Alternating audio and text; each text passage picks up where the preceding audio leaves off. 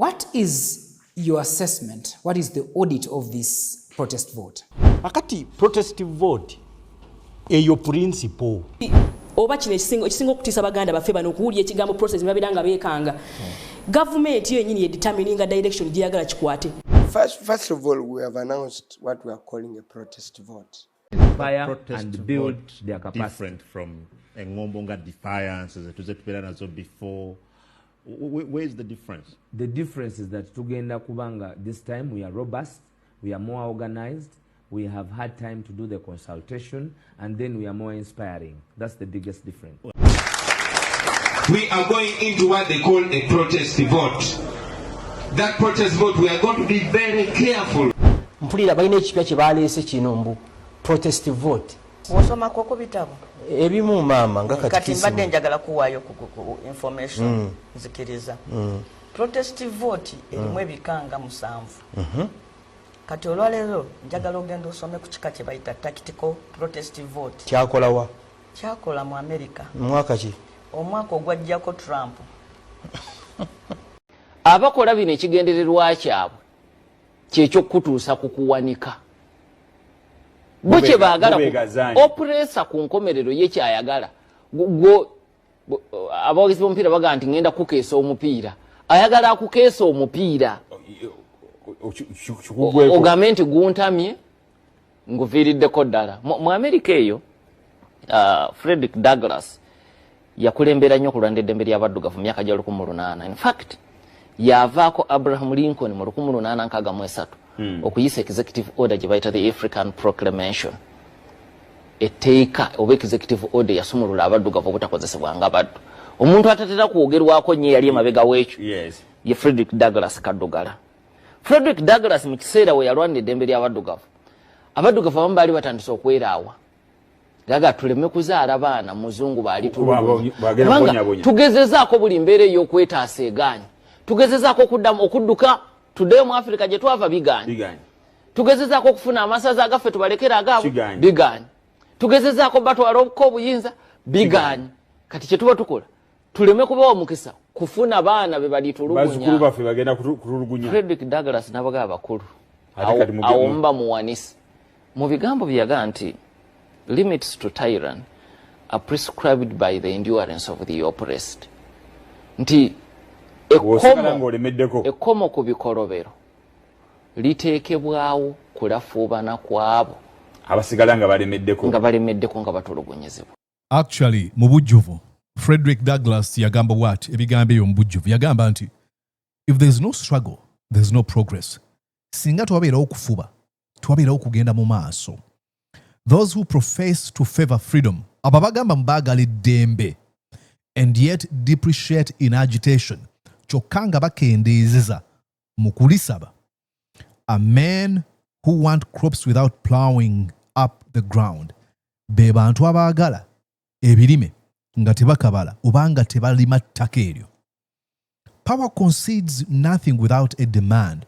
Obuyinza tebulina kye buwaayo okuggyako ng'obusabye ng'obukase ng'obulemeddeko. It never did. Obuyinza tebukikolangako ekyo. And it will never will. Era tekiribeerawo. Ayongerayo n'agamba nti find out just what any people will quietly submit to. Ntunoonya ekintu kyonna kyonna abantu kye basobola okugumira mu kasirise. And you have found out the exact measure of injustice. Ojja kuba otegedde ekipimo ekituufu eky'obutali bwenkanya and wrong n'ebikyamu which will be imposed upon them by'osobola okubakola. And these will continue. Era bino ebikolobero oba ebikyamu by'osobola okubakola bijja kugenda mu maaso till they are resisted with either words or blows. Okutuusa nga bayimirira ne bagamba tukowa ebikolo bino okutuusibwako. Ekyo bakikola nga bayita mu bigambo oba okulwana, or with both oba na byombiriri. Bigambo bya Frederick Douglass. You're watching Mordecai Marissa Live Political Commentary. Please consider subscribing to help grow Uganda's Voices of Struggle ecosystem. Thank you. Very glad to be here on Mordecai Marissa TV. Absolutely. Ogamba otya okansubira nti oli bulungi nze Mordecai Morisa nsinzira waneeno munda mu ggwanga li United States of America. Awazaliwa omusajja gwe twogeddeko Frederick Douglass. Era nga nkwebaza okubanga yonna gy'osinziira ondaba ogoberera ebigenda mu maaso munda mu nnyaffe Uganda ate era ng'oyagala okulaba enkyukakyuka. Mu kana akaseera kkiriza tukole kali akantu kwempulira ku social media kagamba katya Mordecai teekako tutandike. Teekako tutandike. Kati no tusimbudde. Ogamba otya eyo bitambula eyo gy'owangaalira ayita okusomoozebwa tugamba do not worry. Buli kimu kijja kuba bulungi. Ayita mu buwanguzi tugamba nti yoga congratulations. Enkola ennungi osobola okulaga okusiima olw'ebyofunye. Kwe kubigabanako n'abatasobola kubyetuusaako. Baweeko kimu kya 10%. Oba kyonna kyonna oyinza obbibawa byonna ng'ogamba. Nze bwe ntyo bwe nsazeewo okukola.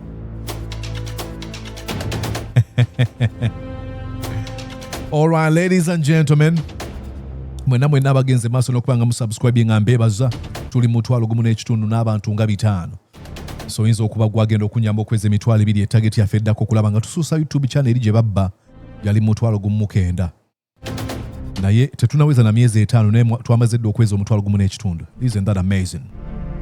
So thank you so much. So go on and subscribe, like this video, share it, and please write in the comment section. All right.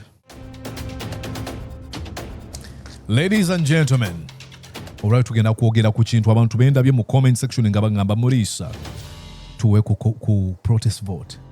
Protest vote etegeeza ki tuwe newankubadde baba gimanyi naye kyemmanyi nti olw'okuba nyina audience yange waneene beeyagala kuwulira what do I have to say or what is my perspective or explanation. So that's what I'm going to do. So please back her up. Tugenda mu kye bayita marathon. Okunnyonnyola protest vote gye tugendamu munda mu ggwanga Uganda.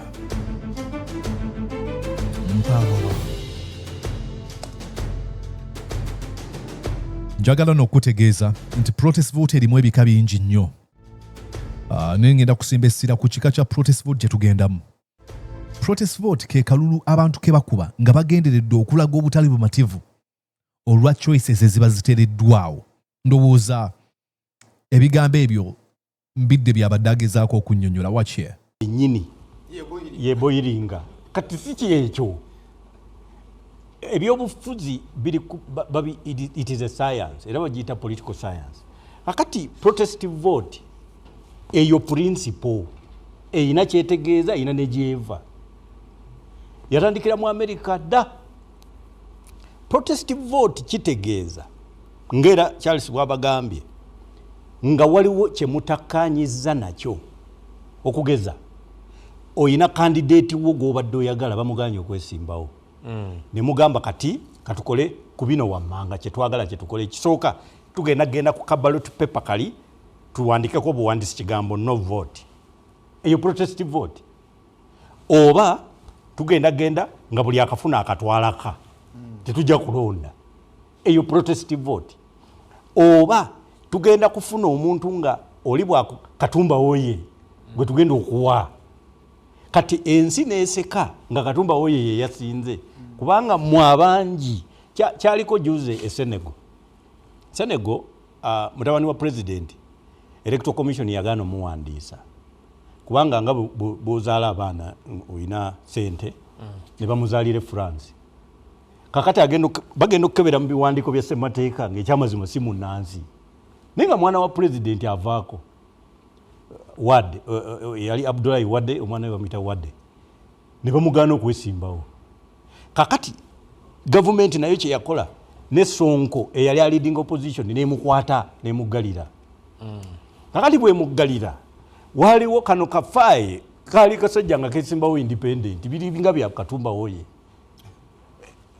ne bakayire obululu kati nafuuka president wa Senegal. Kati eyo yali protest vote. But you don't campaign for a protest vote.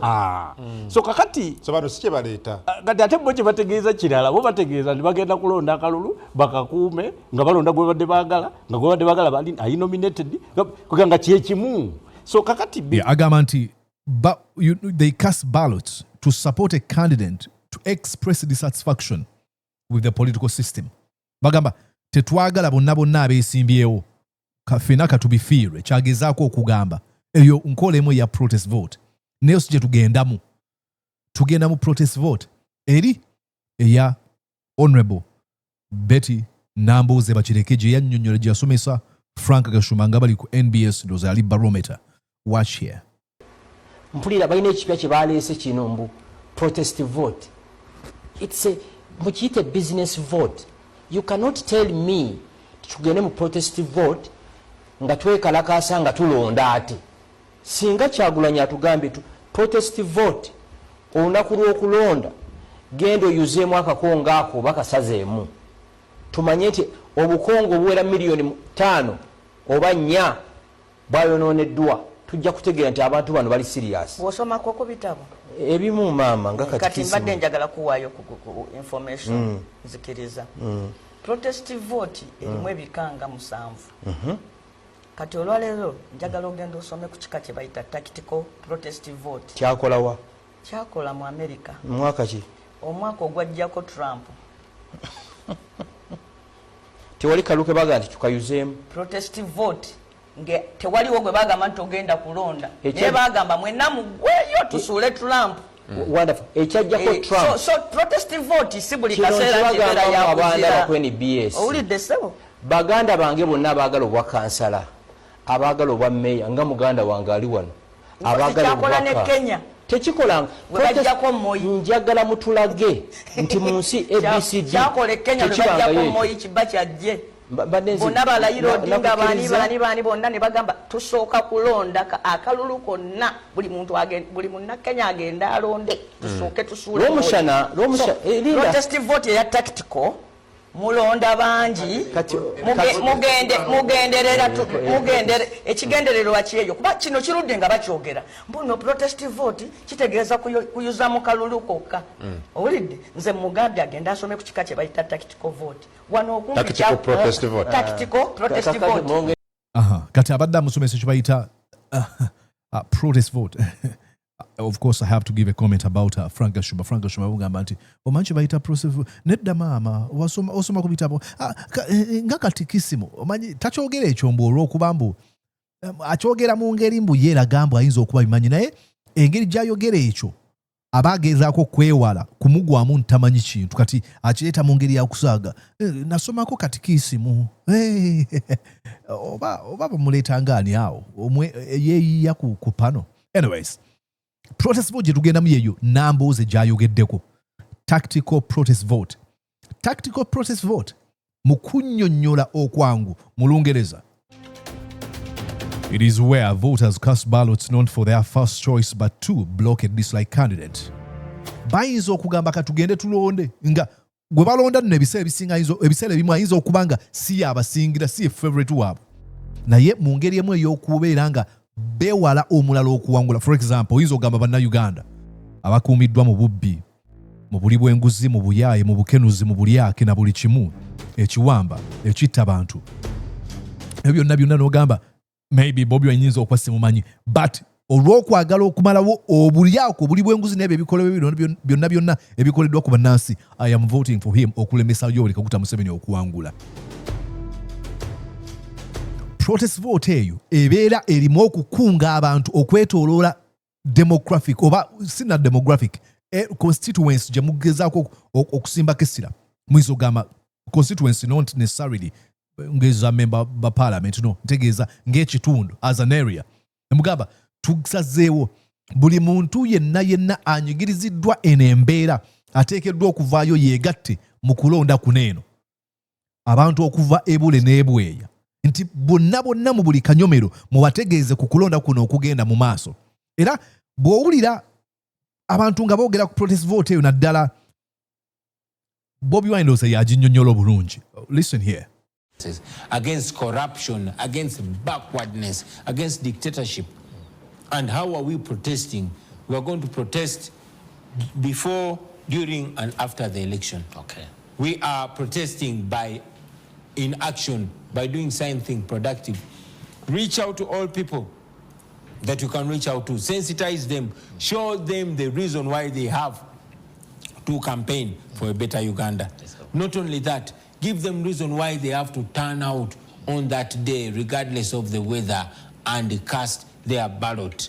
We always wait for artists and mega events and mark our calendars. Mark your calendar, because the election is one day, but it determines your fate for a whole 5 years.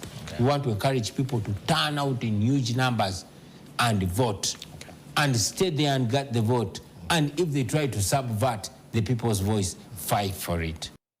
Agamatia, it's a protest vote against impunity, against dictatorship, against backwardness, against enforced disappearance. Naye ayina ekintu ekinene kyasimba kisira. Asimba nnyo essira ku turning out in huge numbers. Then ayina ekintu ekirala ekikulu ennyo kyayogera ne David Lewis Lubongo yagenda kukyogera. Uliza David Lewis Lubongo ya then nzije nkubuulire. Because we have talked about the protest vote, that's what we are supposed to explain to the people here today. To tell people that the protest vote means you mobilizing, campaigning, making sure that people come out to vote in large numbers, and to ensure that when they vote, they protect their vote, and to ensure that nobody messes up with their victory. What is your assessment? What is the audit of this protest vote? Well, we are talking about protest vote 2026. So we are still in the process of popularizing it, publicizing it, and encouraging as many people as possible to wake up and understand why they need to go out there and protest on that day. Where the protest vote has different phases, but we've been telling people, first of all, to campaign. Campaign very, very strongly about the protest vote. Number two, go out and vote. One of the biggest problems we have in this country is low voter turnout. Ebigambo bya David Lewis Lubongo yagamba nti akozesa ebigambo nga mobilizing, campaigning, making sure that people come out and vote in large numbers.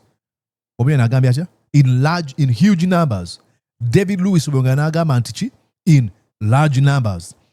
Bobi Wine mu kwogera kwagambye nti kalonde, kakuume, ate bagezaako kabba kalwanirire.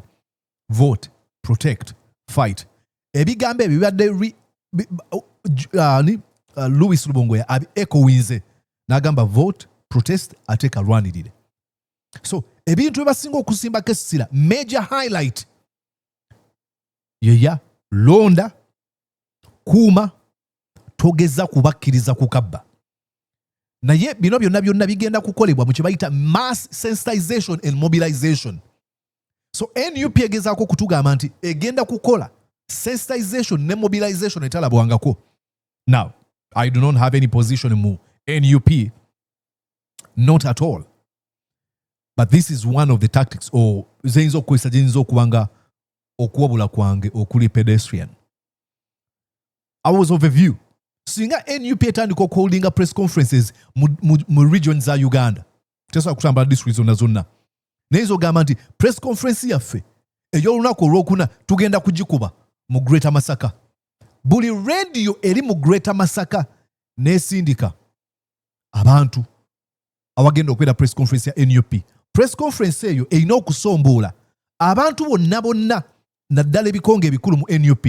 President Robert Kyagulanyi Ssentamu, Deputy President Mwanga Kivumbi, Secretary General David Lewis Lubongoya, Spokesperson Joel Ssenyonyi, amumyuka Alex Waiso Mufumbira, Mama Lina Zedriga, Mama Jole Tukamushaba, n'abalala katana bonna.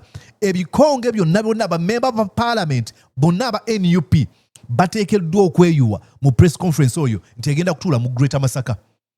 Ne bagamba nti kati press conference eddako ya NUP egenda kutuula mu kibayita Kigezi, Ankole and Kigezi sub-region, or either Ankole sub-region oba Kigezi. Kubanga bw'otuuza press conference eyo, radio stations zonna zirina okureportinga ne banaaba tebareportinze. Crowds are going to be drawn okujja okulaba kulembeze baabwe. And once you have these crowds, then you ngoso okubagamba. I mean, this is me, nga wegambe, this is pedestrian, bayinza okuba balina a much better plan. N'ekyo ekimu ku byo. Nti mass mobilization and sensitization, okujjukiza abantu obuwambe Mwami Museveni bw'abakuumiddemu. Olidde nnyo nga Joel Ssenyonyi yayogera nnyo ku voter turnout. Singa nkusomera waneeno ku voter turnout records ze tulina, oyinza obutakikkiriza. Let me read you here. Nayise ne notes zange. Nti abalonzi balonda batya mu Uganda, lwaki bakyesibako nnyo? Mu 1996 okulonda okwasooka Museveni ng'amaze okubeera mu buyinza emyaka 10. akalulu akasooka kajjayo abantu ebitundu 72 n'obutundutundu 6 ku 10. Now you see that kubanga abantu bali bamaze okulaba nga tumaze okuteekawo kye bayita constitutional process tulina ssemateeka ne bavaayo okulonda ne mwami Museveni accuse me of being a pessimist. No. Bias against him, maybe. Ndowooza yali muyaaye kuva dda. He's never intended to lead like a leader. He's always wanted to be a thug, a sociopath, and a narcissist, just like Winnie Byanyima told us. Awe nyini watandikira okubba. You would imagine. Awe nyini. N'ebitundu 72 ku 10 ebyabannansi byavaayo okulonda mwaka akalulu. Bayinza okubanga yali akyayagalibwa ne bamulonda. Okuva olwo mu 21 paka 26 enamba yagwa gradually ebitundu nga biri mu 6. Imagine from 72.6% okutuuka mu 60s%. Enamba egudde. Kati enamba eno eyinza okubeera na doctored naye era kituufu baali basobola okusoma embeera ne bategeera kuba Museveni awo yali amaze okutandika okweployinga tactics z'aba tyrants oba dictators okutiisatiisa okuba abantu okubawamba n'okubakolako ebikolwa byonna besi yali ageze muwanganguse n'ebirala bwe bityo. Mu 2011 eyo enamba y'emu yagwa okusinza ku statistics voter turnout okulonda ku ntebe y'obukulembeze bw'eggwanga byali ebitundu 59 ebyabannansi. Ndowooza otegedde lwaki Joel Ssennyonyi David Lewis Lubonga ne Bobi Wine bakugamba nti voter turnout. Then negezaako neddamu n'erinnya mu kalulu aka 2016 omanyi akalulu ako bagamba buli muntu yali agamba Museveni ku luno agende ng'abantu Besigye nga bagamba agenda. Enamba n'erinnya nedda ku bitundu 63 ku 10.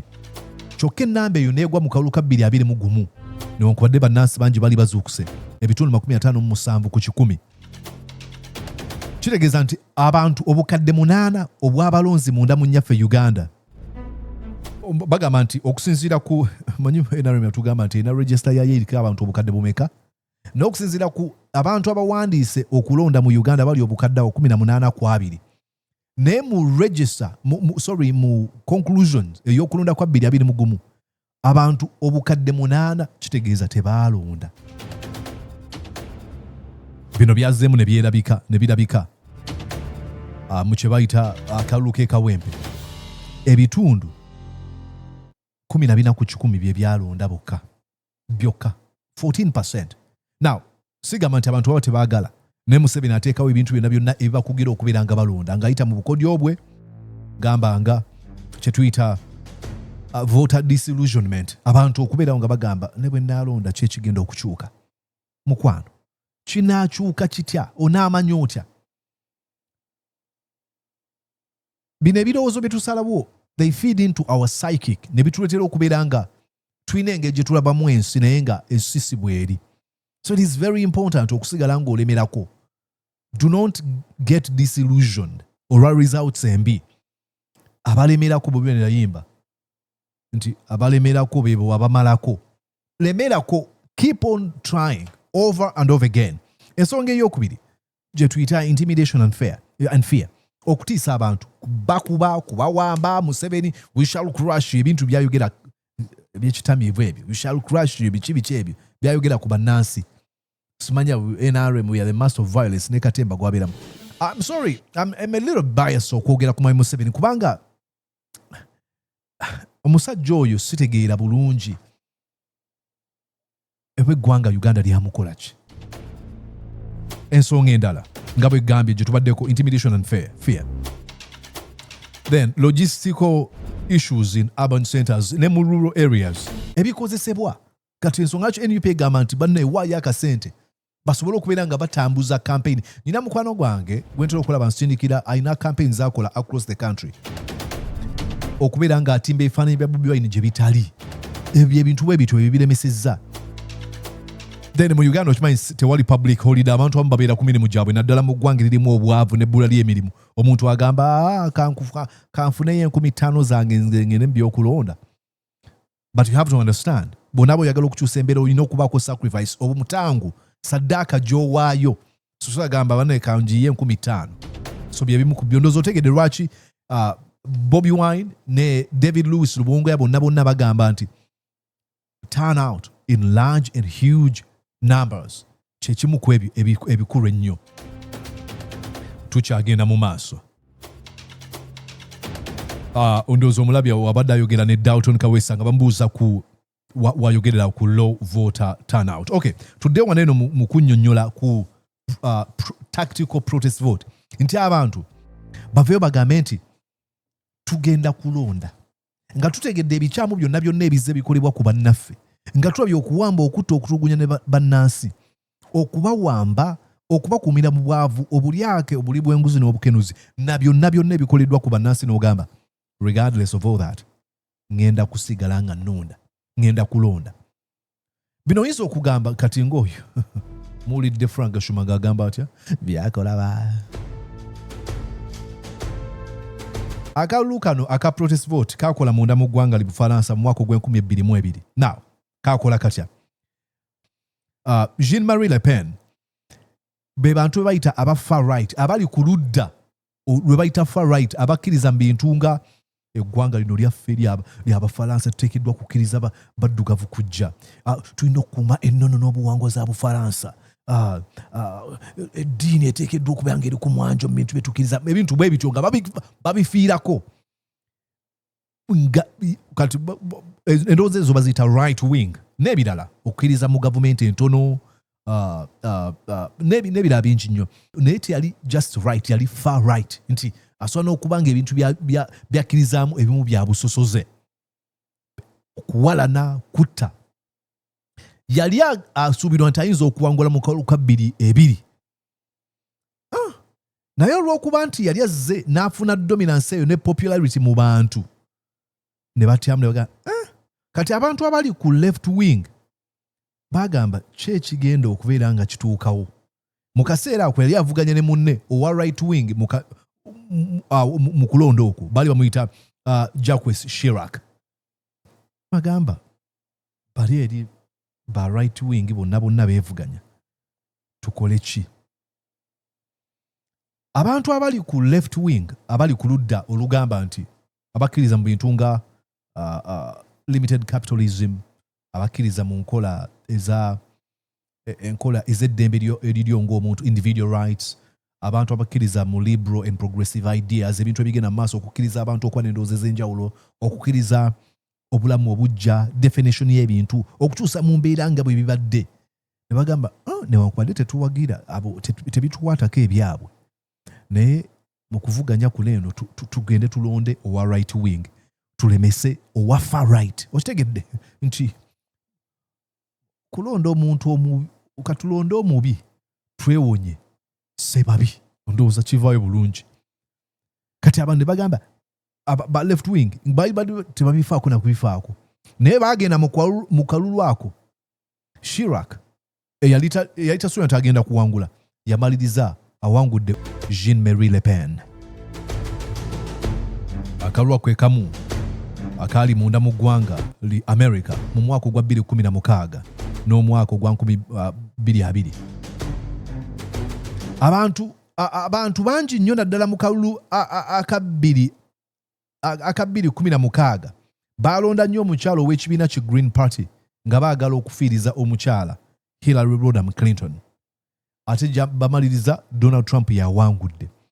Kyokka akalulu ke twogerako aka tactical protest vote kaavaayo nnyo mu mwaka ogwa 2020 wakati wa Joe Biden ne Donald John Trump. Mu kalulu ako eggwanga America lyali liyise mu bizibu ebitagambika nga lirumbiddwa pandemic eyakuba ensi yonna. Naye reaction ya America yateeka America mu kifo ekyobunafu obutagambika ku butya bwe yakwasaganya ekirwadde ekya COVID-19. Abantu abasukka mu kakadde kalamba munda mu America baafa olw'ekirwadde ekyo.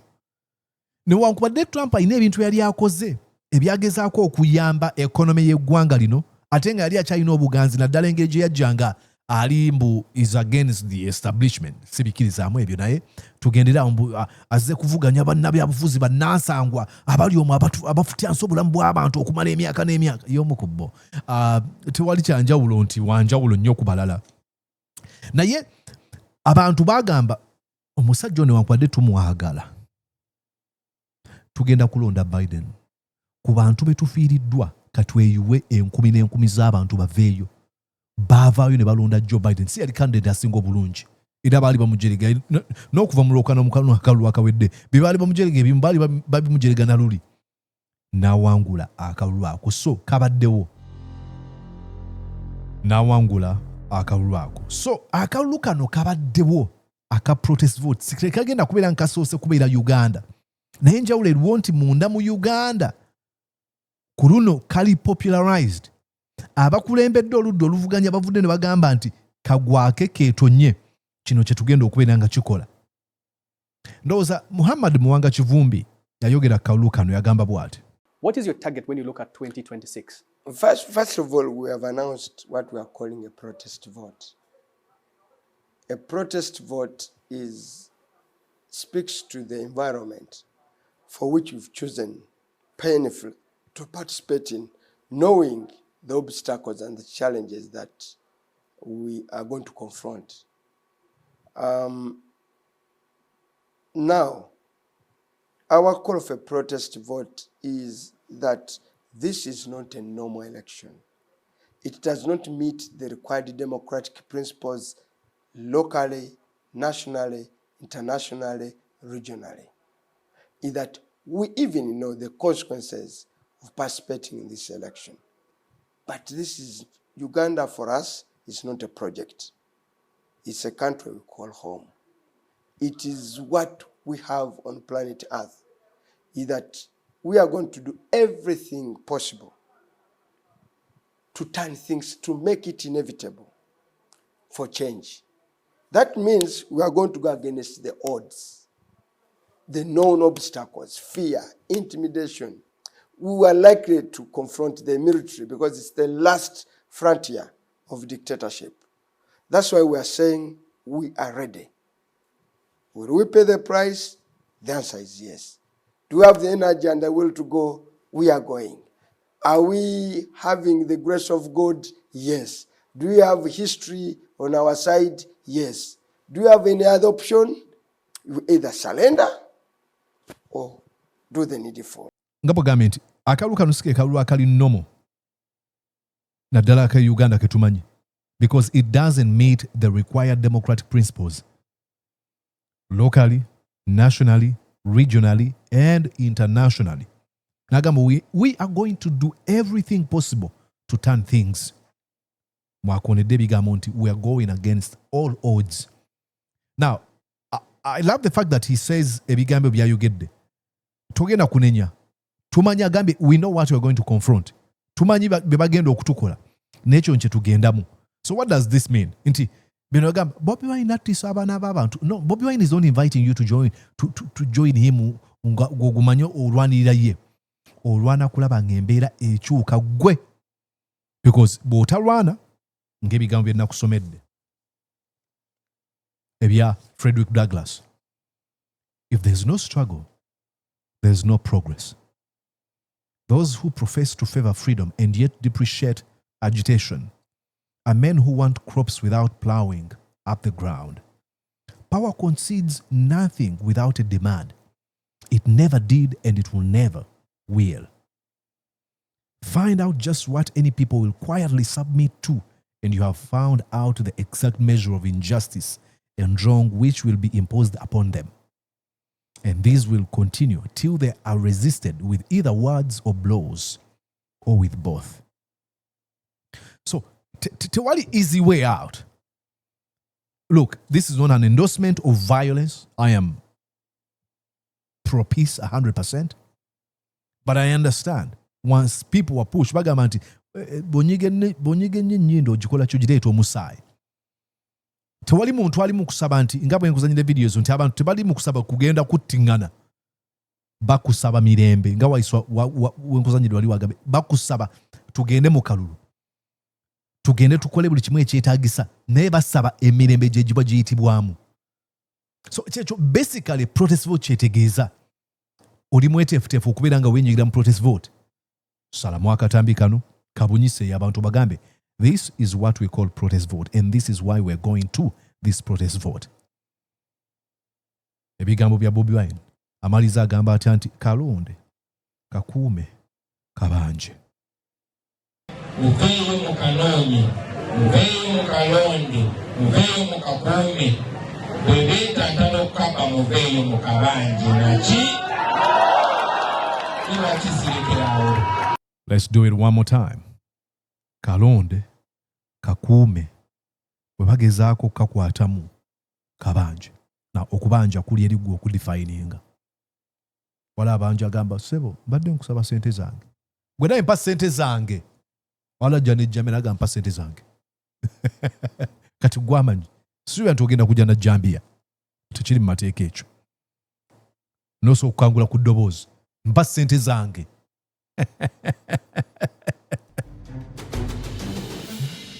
All right? So tugezeeko mu ngeri emu oba endala okwenyiga mu kana akalulu ka protest vote. Nze Mordecai Murisa kankwagalize ate okubeera obulungi. Mbadde mbuze ndooza namaze lunaku lumu nga saddeyo video n'abantu nga bantaaginga eyo. Murisa ng'obudde just one day. You people kati subscribinga.